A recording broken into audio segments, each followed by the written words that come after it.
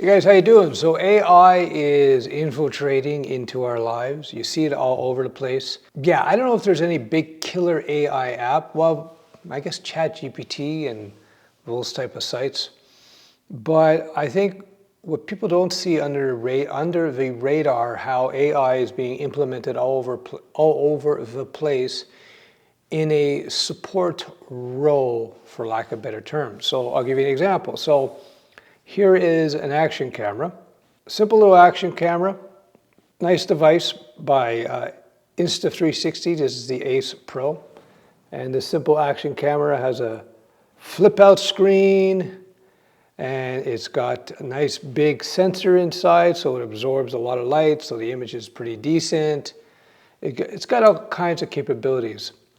But what makes this action camera worthy of discussion is that it's got built-in AI. In fact, it's got an AI processor in there that does all kinds of interesting things. So for example, using its AI capability, it's able to discern hand gestures in front of it. So if I'm filming something, let's say I'm surfing or something, I can do this to stop the camera, I can do this to start the camera. It's able to read hand gestures. It also has AI built into it so that it's able to process low light video and to make it look better. So this is just the standard mode without AI. So we're going to go into some darkness here, into the dark, and we'll see how it's going to look. So now I'm going to switch off to the AI capabilities for image enhancement. We'll see how it goes, see how much of an impact the AI is going to have with this camera in terms of low light enhancement. So the AI is actually in there processing the video, reducing the typical noise that you would get. Noise is like speckles and stuff, lack of clarity in the image. So this is what it looks like with the AI. All right, we'll talk soon. So you have a small processor in here. Well, it's a pretty decent sized processor for an action camera, but action cameras are famous for not being good in low light situations. You know, they're meant for being outside, right? You got lots of sun, lots of light. It's able to take a good picture.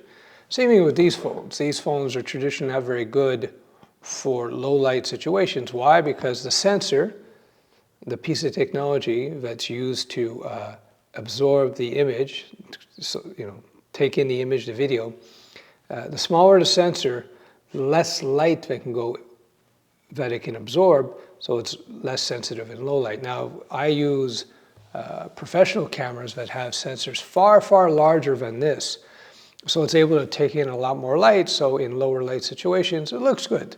Anyhow, so what they've done with this camera is they've implemented AI technology to allow it to process the video, to process the low light video, and to make it look better. And I'm going to roll some video to show you the difference. It's not perfect, but it's much better. It's actually pretty good for low light scenarios in those situations. Maybe you're going to be surfing at night, which I would advise against because that's when the sharks are feeding. But anyway, what's the point of the video? The point of the video is that you're seeing AI being implemented in all kinds of different areas, even action cameras like on this Insta360, which is a pretty good camera, by the way. It's being implemented in all kinds of devices, in all kinds of processes, plural, that are not necessarily in your face. You don't recognize it, but it's there, it's there. So AI in cameras, by the way, is nothing new. They've been using AI in cameras to do autofocus. So the autofocus is much better now. Like before, autofocus, like 10 years ago, this level of autofocus was not possible. See how quick that is? Pretty good. And that's all because of AI. Anyhow, there you go. So there are plenty of opportunities as developers with AI. As I said in other videos, if you are getting into the development world, first learn your fundamentals, your HTML, your CSS, your JavaScript. I like the web because it offers a wide range of possibility. Throw in some SQL, throw in some Python. At that point in time, you will have the ability to discern the technology landscape, and then you'll be able to choose where you want to specialize. No matter where you decide to go, I would suggest that you start paying attention to how AI can be implemented, how it can be utilized in different areas. If it can be used with cameras, it can be used in a lot of different spaces. And why do you want to do that? Well, any first goers in a particular field, they do very well. So the first people who developed apps for the iPhone, the iOS development, within the first year or two, a lot of them did very, very well.